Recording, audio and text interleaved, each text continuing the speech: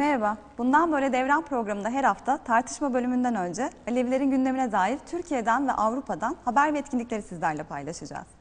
Öncelikle bu haftaki gelişmelerden sizin için derlediğimiz haberler karşınızda olacak. Dünyanın büyük haber kuruluşları son haftalarda Suriye'de yaşanan sorunlar nedeniyle Arap Alevileri hakkında haber dosyaları yayınlamaya başladı. BBC'nin 15 Mart tarihli haberinde çatışmaların dinmediği ve mezhep farklarının daha sık ifade edilmeye başlandığı vurgulanarak Suriye'de Alevileri nasıl bir gelecek bekliyor diye soruldu. Amerikalı diplomat Peter Galbraith, dünyada yeni soykırımın Alevilere karşı olacağına dair büyük bir risk olduğunu düşünüyorum dedi. El Cezire televizyonunun Alevilerle ilgili haberleri de 17 Mart tarihinde Türkiye'deki basın kuruluşları tarafından "Türkiye'deki Aleviler Esad'ı destekliyor" başlığıyla verildi. Türkiye'deki bütün Alevileri kapsayan bir başlığa rağmen haberde Hatay bölgesindeki Arap Alevilerinin Suriye'de yaşananlar karşısındaki hassasiyetlerinin dile getirildiği görüldü.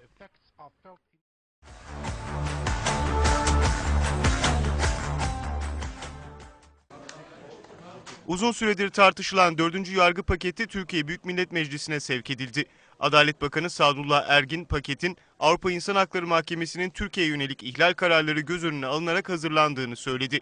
Ancak Avrupa İnsan Hakları Mahkemesi tarafından Aleviler lehine verilen kararların pakette yer almaması dikkat çekti.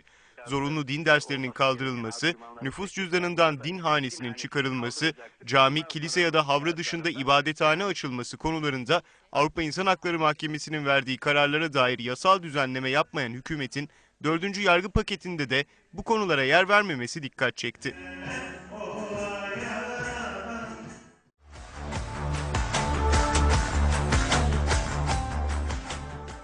Türkiye çapındaki 114 şubesiyle en yaygın örgütlülüğe sahip olan Alevi Kültür Derneklerinin 10. olağan kongresi Ankara'da Ahmet Taner Kışlalı Spor Salonu'nda 16-17 Mart tarihleri arasında gerçekleşti. Salona zorunlu, sorunlu din dersine hayır, savaşa hayır, barış hemen şimdi, cemevleri ibadethanemizdir gibi pankartların asıldığı görüldü. Bir adayın çekilmesi sonucu Engin Gündük ve Doğan Demir'in yarıştığı genel başkanlık seçiminde 700 delegenin 375'inin oyunu alan Doğan Demir, Alevi Kültür Derneklerinin yeni genel başkanı oldu.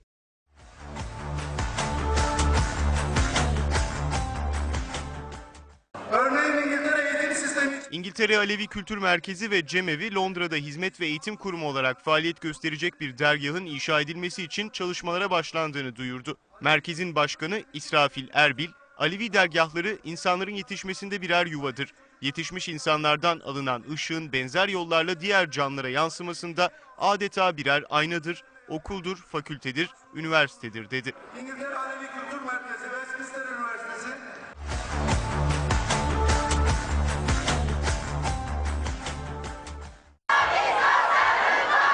12 Mart 1995 tarihinde gerçekleşen Gazi Mahallesi ve 1 Mayıs Mahallesi katliamları 18. yıl dönümünde anıldı. Binlerce kişinin katıldığı anma etkinliklerinde demokratik kitle örgütleri ve Alevi örgüt temsilcileri de yer aldı.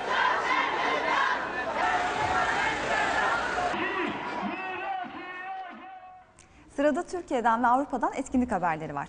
Alevi Bektaşi Federasyonu'nun organize ettiği Alevi Değişleri Ülke Müzikleri konserleri başladı. Etkinliğin ilk konseri Türkiye ve İran'daki Alevi müzik örneklerini buluşturmaya amaçladı.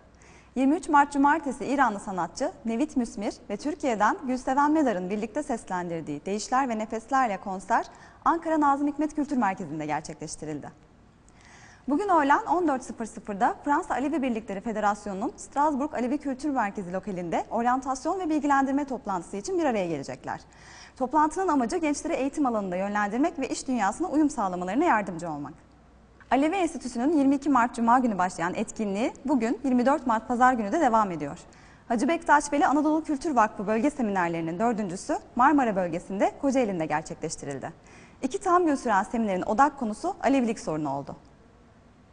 29-31 Mart tarihleri arasında Almanya'nın Bochum kentinde Gençlik Buluşması adıyla Geleceğin Atölyesi toplantısı düzenlenecek. Ayrıntılı bilgiyi www.aleviakademisi.org adresinden takip edebilirsiniz. 30 Mart Pazar günü Strasbourg Alevi Kültür Merkezi 20. yıl dönümünü kutlayacak. Sabahat Akkiraz, Cengiz Özkan, Muharrem Temiz ve daha birçok sanatçının katılacağı organizasyon saat 19.00'da Kongre Sarayı'nda yapılacak. Bu hafta Alevilerin gündemine dair hazırladığımız haber ve etkinlikler bu kadar. Haftaya tekrar buluşmak üzere. Birazdan Devran programı başlıyor.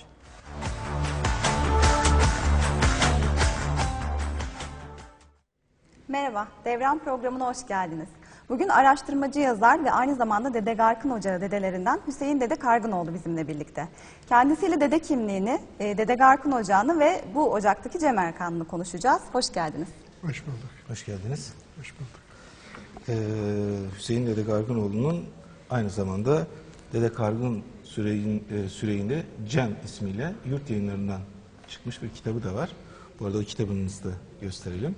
İzleyicilerimiz şey yapsınlar. Merak edip arzu eden insanlar yurt kitap yayından temin edebilirler bunu. Piyasada da var zaten. Evet.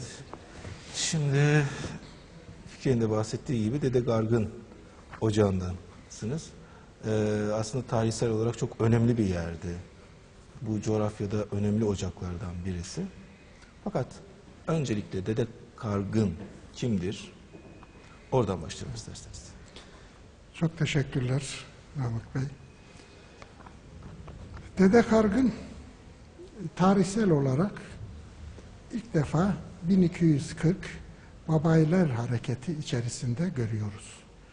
Bilindiği üzere Babayiler Hareketi'ni başlatan, ki isyan demiyorum, tarihte genelde isyan diye geçiyor.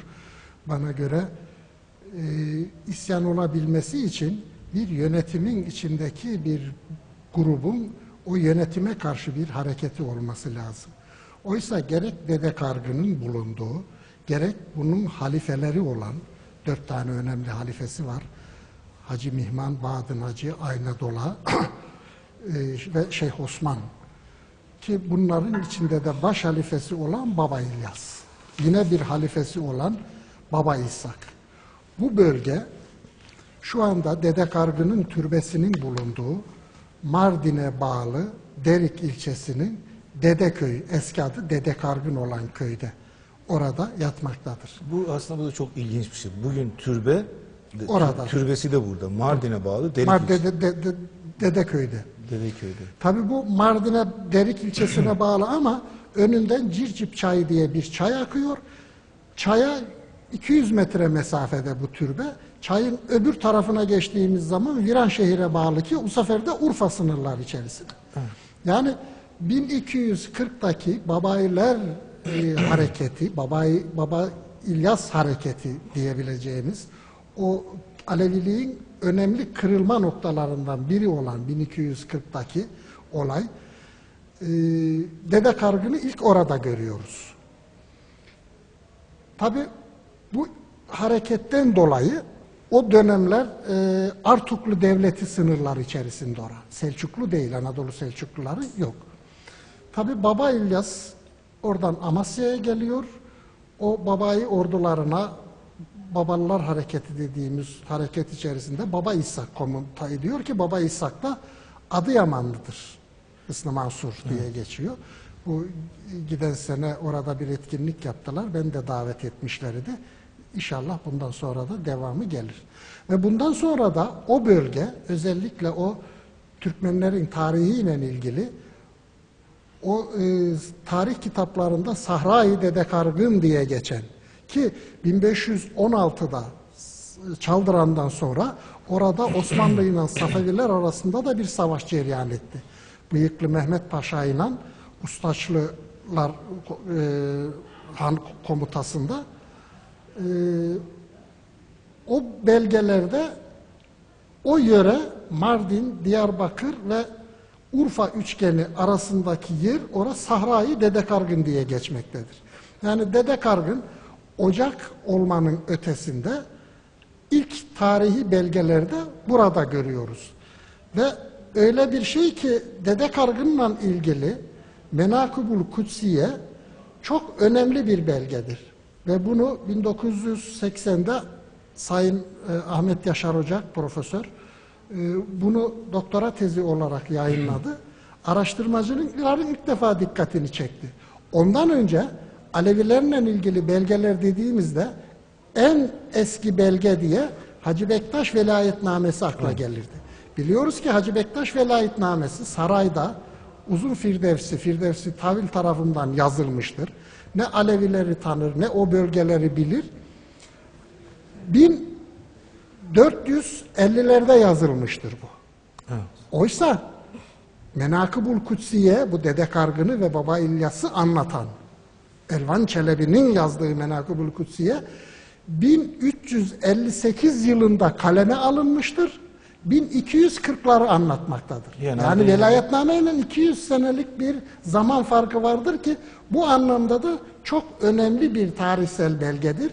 Bundan hareketle Babayiler isyanı, Babayiler olayı diye Türk Tarih Kurumu'nda da yayınlandı. Bu son 20 yılda araştırmacılar, akademisyenler bu olaya yöneldiler. Burada önce bir coğrafya üzerine bir şey söyleyeyim. Ondan sonra bu olaya, tarihsel olaya da değinelim istiyorum ama. Mesela Mardin'in Derik ilçesi. Evet. Orada türbesi, çıkış noktası orası olarak ifade ediliyor. Hadi yayıldığı coğrafya Urfa, Diyarbakır desek. Şöyle bugün düşündüğümüzde, bugün Urfa'da Aleviler var. Kısas ve birkaç köyde Kısas, var. evet. Diyarbakır'da da 20, Az, çok az. 20 civarında belki Var, daha var, az, daha az. daha az Alevi köyleri var. Var. Ama Mardin, Derik burada hiçbir yok. Yok. Tarihsel olarak ki sanırsam Hacı Bektaş da buralardan çıkmış. Şimdi onu söyleyecektim. Şimdi biz orada 2008 ve 2010 yıllarında 2 sempozyum yaptık. Dede Kargın sempozyumu diye. Bayağı da yani ses getiren sempozyumlardı. Katılımın yüksek olduğu sempozyumlardı.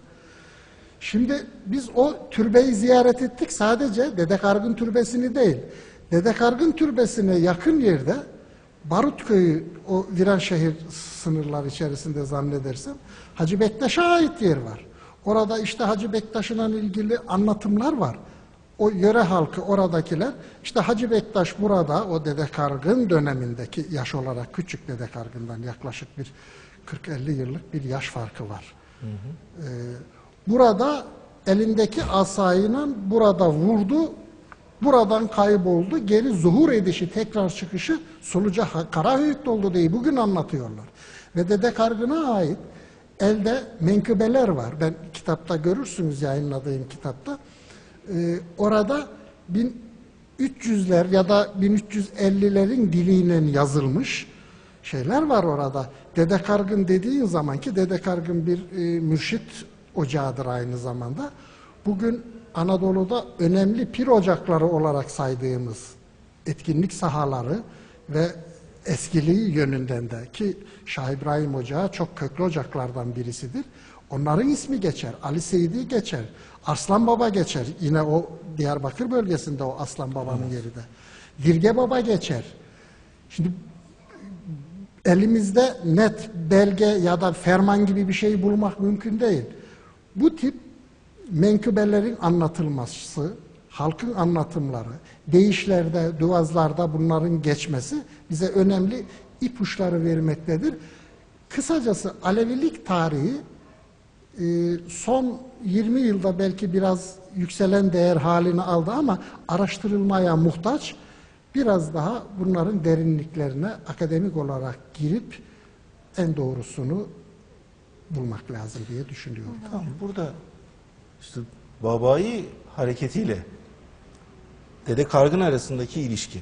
Bunlar özellikle Baba İlyas Dede Kargın'a bağlı dediniz. Halifesi bunu Halifesi. Menakıb-ül Kutsiye'de açık ve yazı. Hatta diyor ki Dede Kargın ki ceddi aladır, zikri onun kamudan evladır. O beyitler çok önemli. Yani asıl konumuz olmadığı için ben fazla oraya girmiyorum. Ve o dönemde Hacı Bektaş'ın kardeşi Menteş o Babayiler hareketinde şehit olmuştur.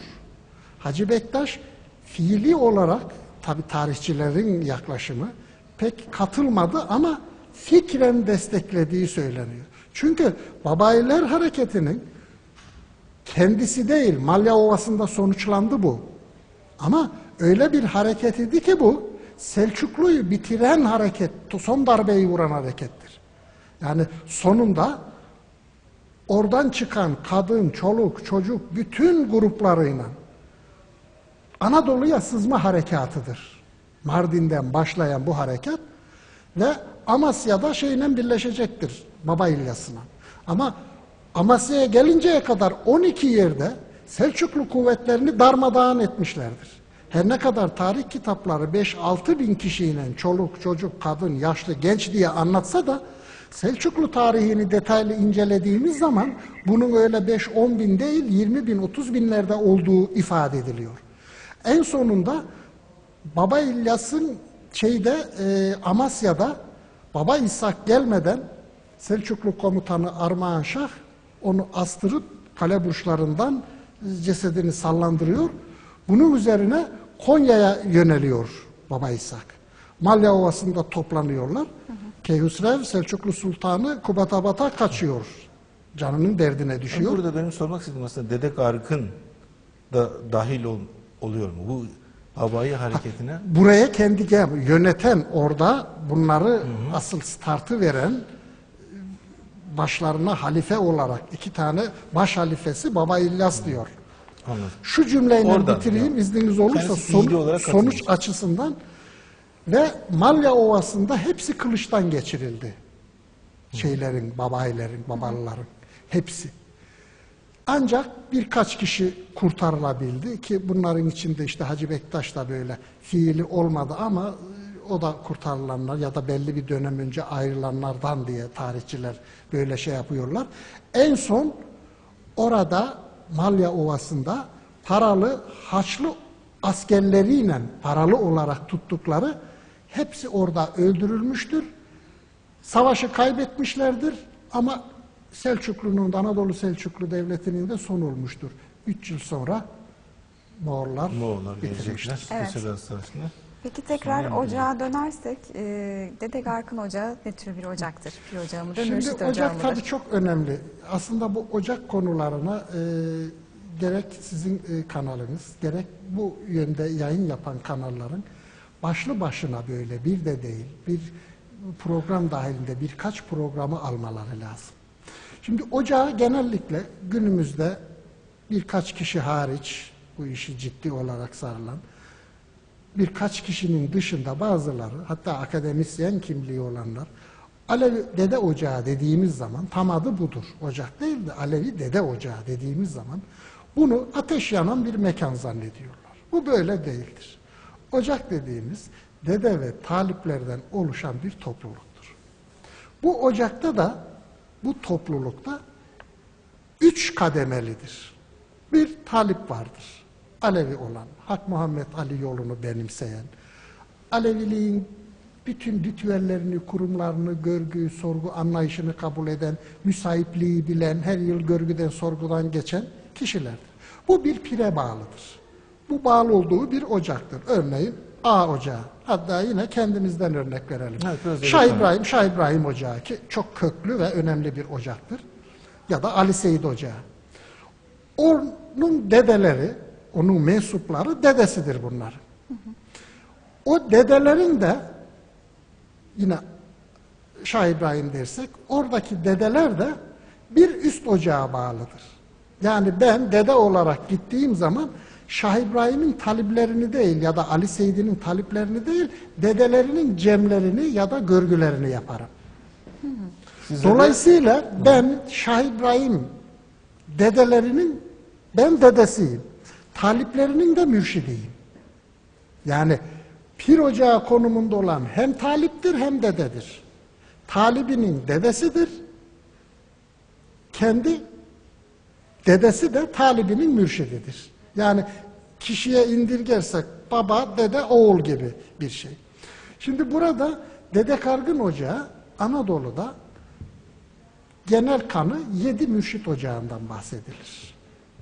Bu 7 mürşit ocağı bazıları 12'dir ama ben de 7 olduğunu kabul ediyorum. Şimdi bunun 5 tanesi üzerinde bir fikir birliği oluşmuş mürşit ocağı dediğimizde. Nedir bunlar? Bu 5 tanesi. 1. Hacı Bektaş Ocağı. Bakın Hacı Bektaş Ocağı bütün ocakların başıdır demiyor. Hacı Bektaş Ocağı bir mürşit ocağıdır. Dede Kargın Ocağı bir mürşit ocağıdır. Baba Mansur Ocağı ki doğuda çok önemli mürşit ocaklarında birisidir. Avuçen Ocağı birisidir. Bir de Sultan Sahak diye İran coğrafyasında daha çok sınırlarımız dışında talip grupları olan ki talip topluluğu neredeyse gerçek anlamda Türkiye'deki talip Alevi sayısından fazla olan Sultan Sahak Ocağı. Ha bunların şimdi bir kişinin bir ocağın mensubuysa o talip topluluğu belli aşiretlerden, belli gruplardan oluşur. Bunların içerisinde Hacı Bektaş ve Dede Kargın'a bağlı talip toplulukların tamamı Türkmendir. Yani birisi bana gelip de ben Dede Kargın ya da bağlı ocaklardan birinin talibiyim dediğinde ben onun etnik olarak sen şu gruptansın diyebiliyorum. Ama Baba Mansur ve Avuçen hatta Sultan Sahak onlar ağırlıklı olarak Kürtçe konuşan gruplardan oluşur. Zaten Alevilikte etnik kimlik önemli değildir. Yani bir kişinin, Alevi olan bir kişinin etnik kökü ne olursa olsun, ne artı bir değerdir ne eksi bir değerdir. Yani 72 millete bir nazarda bakmak olarak görürler.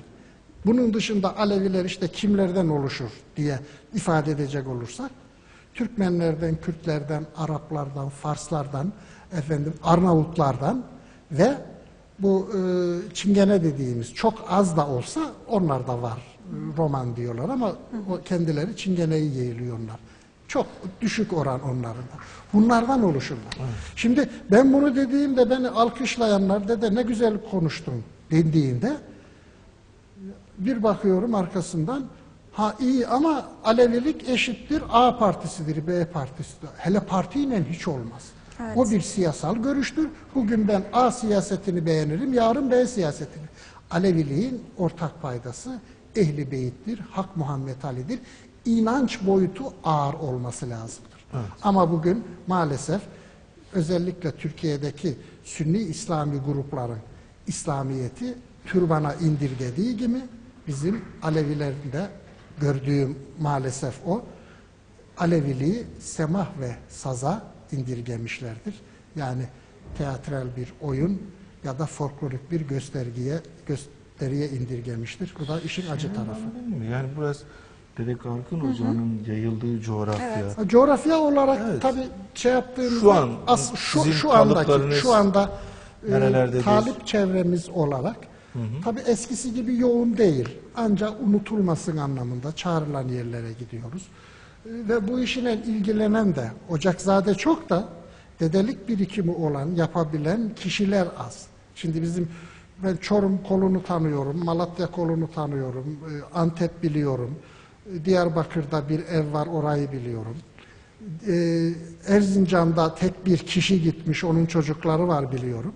Ama bunların içinde hakikaten bu işi tam yürütüyor diyebileceğim ben varım. Benim bir kuzenim var. Zonguldak Ereğlisi'nde ikamet ediyor o da. O da faaldir bu konularda Dede Kargınoğlu olarak. Diyarbakır'da tek bir kişi var. Talip topluluğumuz Malatya'da, Tokat'ta, Sivas'ta, Diyarbakır'da, Antep'te, Erzincan'ın belli bir bölgesinde. Tabii bunlar artık güncel durumda talip konumunda olan. Oysa o bölümü de yazdım zaten. Gerek bugün fiili olarak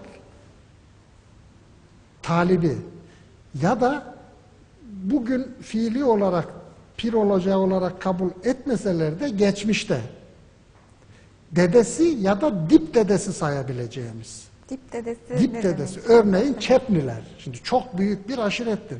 Çepnilerin tarihine baktığımızda dip dedesi.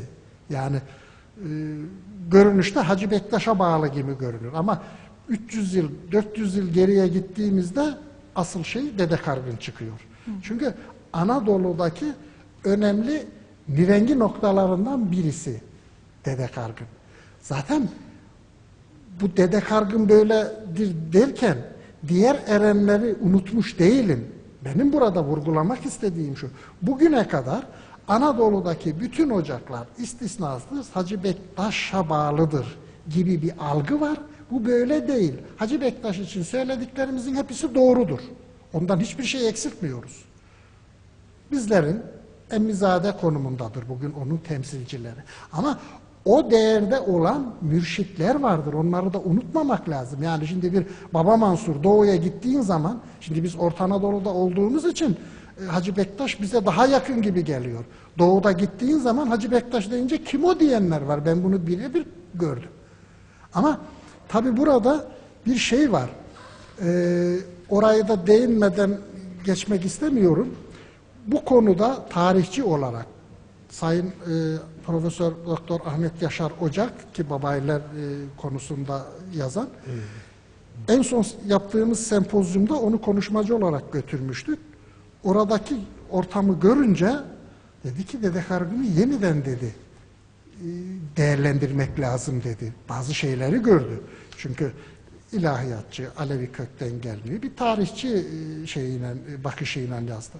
Ve en son yazdığı Dede Kargın ve Emirci Sultan kitabının ön sözünde şöyle bir cümle var ki çok önemli görüyorum. Cumhuriyetin resmi kültür politikası esasında gayrimeşru kabul ettiği tasavvufun Anadolu'daki 3 mühim simasını Mevlana, Hacı Bektaş ve Yunus Emre'yi öne çıkarmıştır. 13. yüzyıl Anadolu'sunun ki işte 1240'ı kastediyor.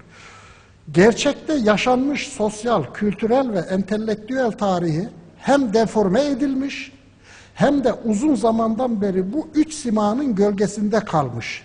Dolayısıyla ciddi ve sistemli bir şekilde araştırılamamıştır. Evet. Hala öyledir.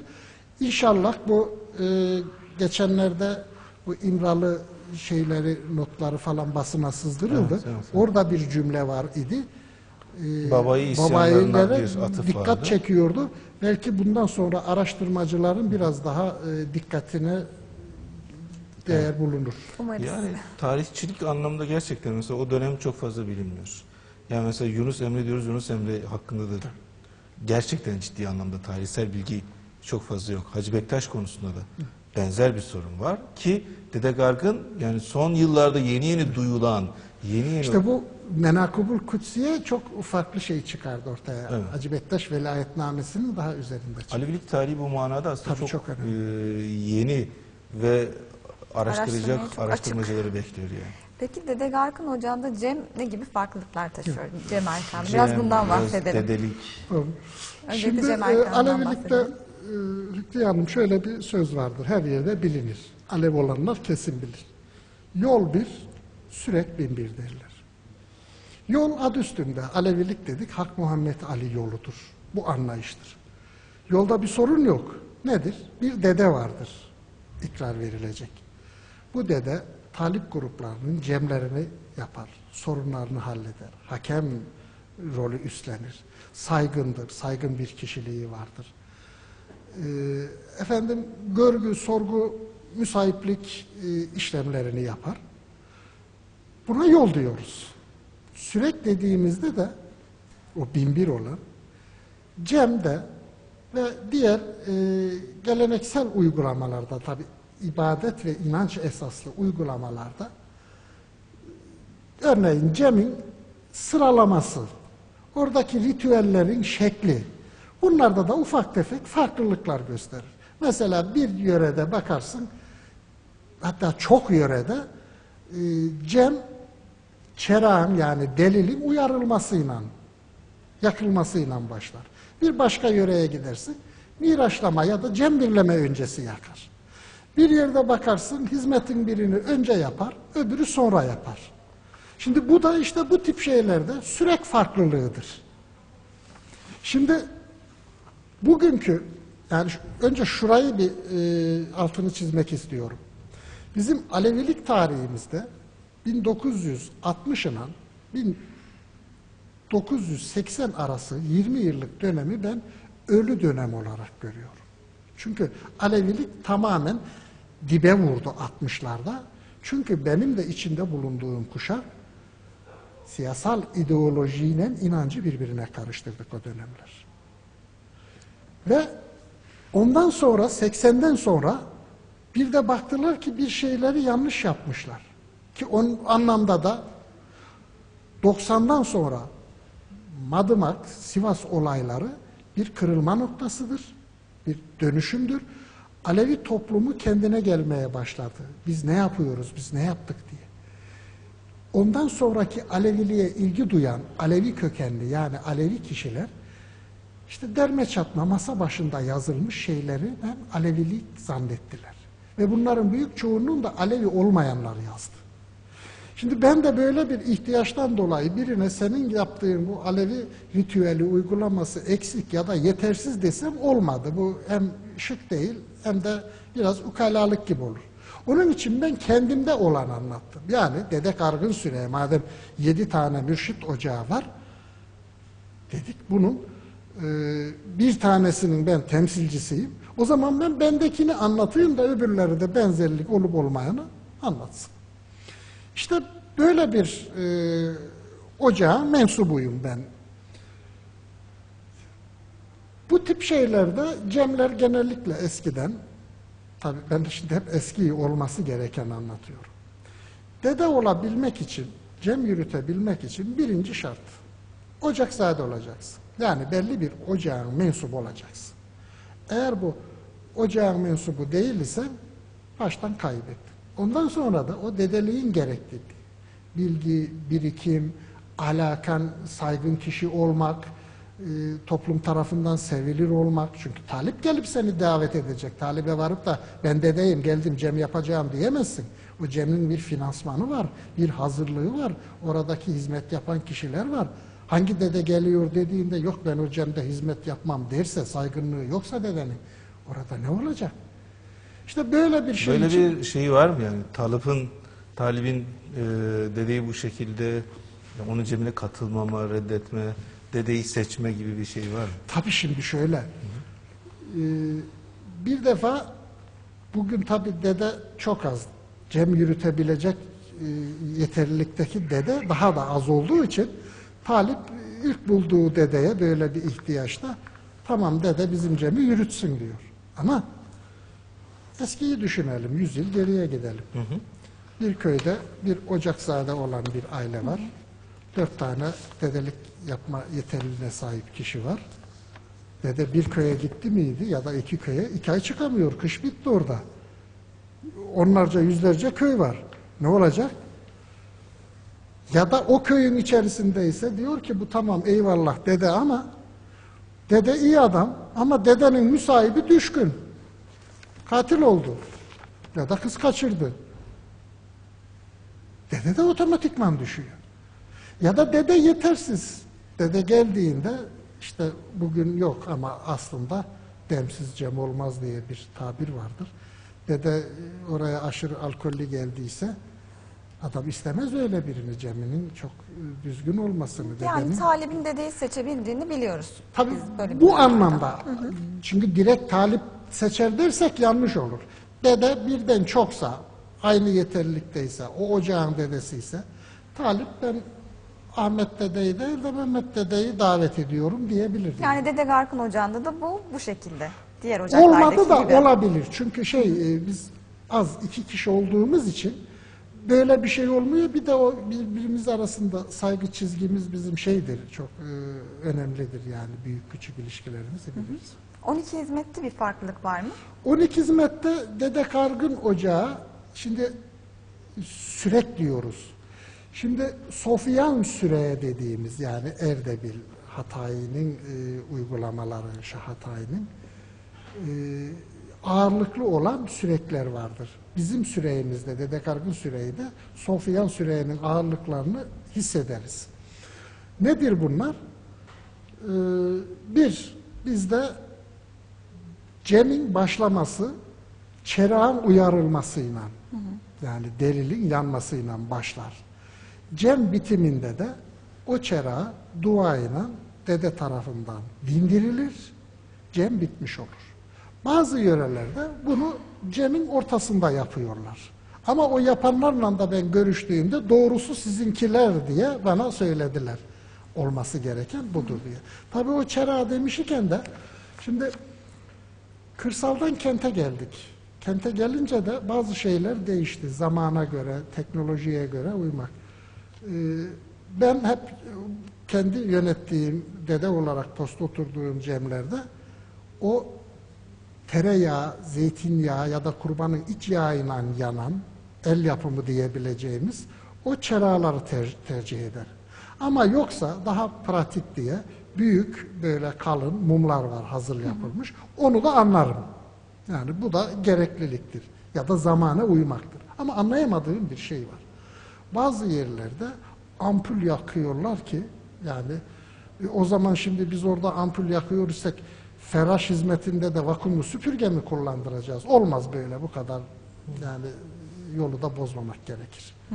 Bunun dışında diğer hizmetlerde yine bilmiyorum belki ileriki dakikalarda soracaksınız ama şu yeri gelmiş iken onu da söyleyeyim. Şimdi bizim Alevi algımız hep ya Sünni benzerliği üzerinden, Sünnilerin durduğu yere göre kendimizi konumlandırıyoruz ya da Sünni karşıtlığı üzerinden. Şimdi normalde bizim sürekli el suyu dediğimiz tezekkar hizmeti cemin ortasında bir yerlerde yapılır. Ama bugün görüyorum o farklı dediğim süreklerde el suyu demek abdest, su, dest, el. Bizde de el suyu. O zaman Sünni kardeşlerimiz ibadetinde ne yapıyor? Namazdan önce. Önce abdest alıyor. Bizimki de abdest yerine geçtiğine göre önce bir el suyu taşımışlar el suyunu cemin başlangıcına. Oysa bizim sürekli böyle bir şey yoktur. Çünkü o Sünni ibadet anlayışıyla alakası yoktur bizimki yani. Evet. Bizimki Burada aslında bir değişim sürecinde Alevilik. Siz de zaten kitabınızda da belirtiyorsunuz. Aleviliğin yani bir değişim sürecinde olduğunu ama sanki şöyle bir tehlike mi var? Alevilik bir değişim süreci içerisinde biraz sünnileşiyor mu yöntem? Mahmut Bey, sadece Aleviler değişmiyor, Sünnileri de değişiyor. Şimdi bunu 10 yıl sonra fark edeceğiz. Çünkü bir defa yolun önderleri, o deminki dediğim 20 yıllık sürede yok olmuşlar. Onun soyundan gelenler şimdi cımbızla arayıp buluyorlar. Bizlerin şansı, biz yetiştiğimizde, çocukluğumuzda, yani ben 1950'lerden bahsediyorum yani, tevellütte biraz yani epey var. Biz onu görerek yetiştik. Evimizde, ailemizde bunları görerek yetiştik. Belki bir 8-10 yıllık o 60 ile 70 arası bir yahut da 75'e kadar bir sıkıntı oldu ama geri toparlandığımızda o birikim vardı. Şimdi Sünni gruplara bakıyorum. Türkiye'de bugün Sünni dediğimiz kişiler bir mezhep gibi algılanır ama Sünnilik bir mezhep değildir. Sünnilik bir mezhepler grubunun adıdır. Hanefi, Hanbeli, Maliki, Şafii. Evet. Maliki ve Hanbeli yok denecek kadar Türkiye'de. Biz yani genelde Orta Anadolu'da Sünni dedik mi Hanefi'yi anlıyoruz. Şimdi bunlar gerek mezhebin kurucuları açısından gerek Anadolu'daki işte yaşam olarak baktığımızda bunların aslında bize o kadar uzak değil. Çünkü bunlarda da ortak yani Ehl-i Beyt sevgisiyle dolu insanlar bunlarda. Şafilerde, Sünnilerde. Ama bugün geldiğimiz noktada yani 21. yüzyıl Türkiye'sine baktığımızda şimdi 10 yıl sonra bugünkü Sünni'yi bulamayacağız. Çünkü Alevi vurgusu siyasal olarak ön plana çıkarıldı mıydı? Alevinin karşısında olanlarda farklı bir Sünni algısı. Bugünkü Vahabi anlayışı, geçmişte Selefilik dediğimiz ki Peygamberin, Hazreti Muhammed'in çok şeylerine de karşı çıkan bir anlayıştır. 10 yıl sonra, 15 yıl sonra diyecekler ya biz böyle değildik, biz nasıl böyle olduk? Yine Sünni kalacaklar ama. Bütün kimlikler ve inançlar aslında değişim geçiriyor zaten. Buna pek karşı koymak mantıklı mı bilmiyorum. Değişim geçiriyor da şimdi geçmişi mesela deminden bazı sorular sordunuz, bir şeyler anlattık. Olaylara kendi dönemi içerisinde bakıp o şekilde değerlendirmek lazım.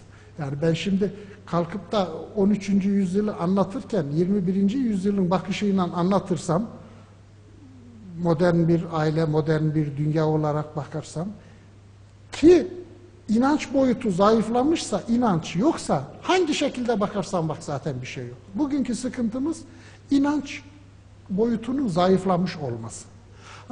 Şimdi diyorlar ki bana, dede iyi güzel bunları anlatıyorsun. Adam işte bir şeye inanmıyor, biraz daha işte ateist ya da yarım ateist falan gibi. Ben diyorum ki eğer o kendini inançsız ya da Aleviliği fazla yaşamayan, inanmayan biri hep böyle kalacak olsa ben bu kadar uğraşmayacağım.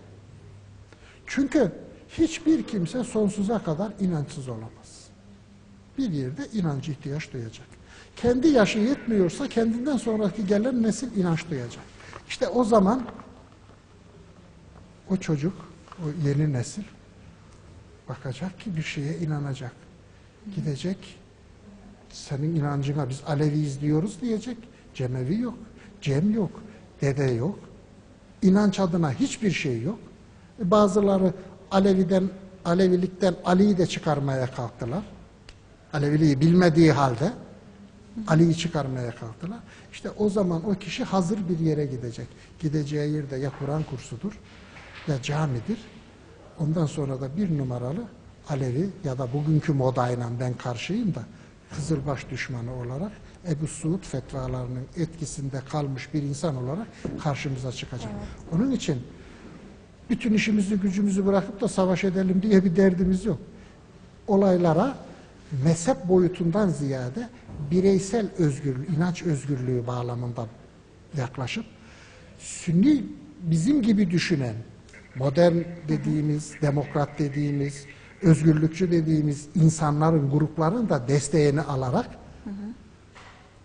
Alevilik konusuna, Alevilik taleplerine cevap vermemiz lazım. Çok teşekkür ederiz geldiğiniz için. Süremizin sonuna geldik. Ben teşekkür ederim. Çok sağ olun. Sağ olun. Evet, bugünkü Devran programında konuğumuz Hüseyin Dede Kargınoğlu'ydu. Kendisiyle Dede Kargın Süreyi'nde Cem isimli kitabı üzerinden Dede Kargın Ocağı'nı, Cem ve dedelik meselelerini konuştuk. Haftaya yeni bir Devran programında buluşmak dileğiyle. İyi günler. İyi günler.